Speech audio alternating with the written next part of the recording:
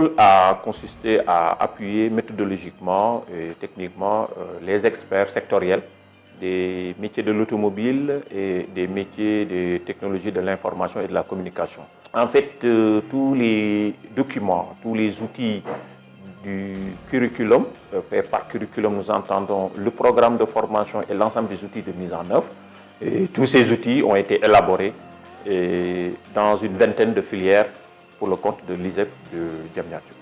Ce modèle pédagogique va permettre aux jeunes filles et garçons titulaires du baccalauréat ou du brevet de technicien, le BT, de se former au niveau de l'ISEP de Diamniadio dans les métiers de l'automobile ou dans les métiers des TIC. Ils vont avoir la technicité. Et deuxièmement, ils seront des managers, des middle managers.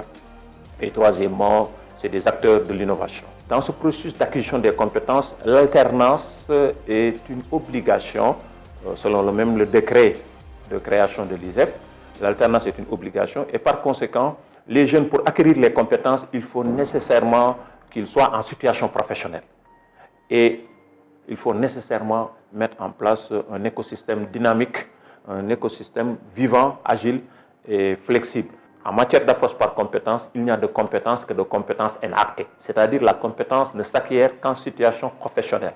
On doit mettre les jeunes en situation d'apprentissage permanent ou continu pour pouvoir s'adapter aux mutations technologiques, aux mutations environnementales, aux variables contextuelles de l'environnement professionnel dans lequel le jeune ou la jeune aura à baigner durant toute sa vie professionnelle. Les formateurs sont souvent des ingénieurs ou des professionnels, en Suisse des pédagogues professionnels.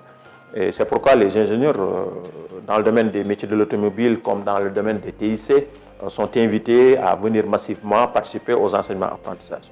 Donc le conseil que je donne aux jeunes, c'est d'aller à l'information, de bien s'informer. Et le conseil que je donne à l'ISEP, c'est de bien donner l'information, de bien informer les parents, les jeunes. Parce que lorsqu'un jeune est bien informé, il est motivé. Et lorsqu'il est motivé, il s'engage. Et quand quelqu'un est engagé, il est beaucoup plus facile à former. L'insertion est réfléchie et pensée au début de la formation. Le jeune est accompagné dans son insertion. Auto-emploi, emploi salarié, quel que soit alpha, quel que soit le type d'insertion, ça doit être une insertion de qualité.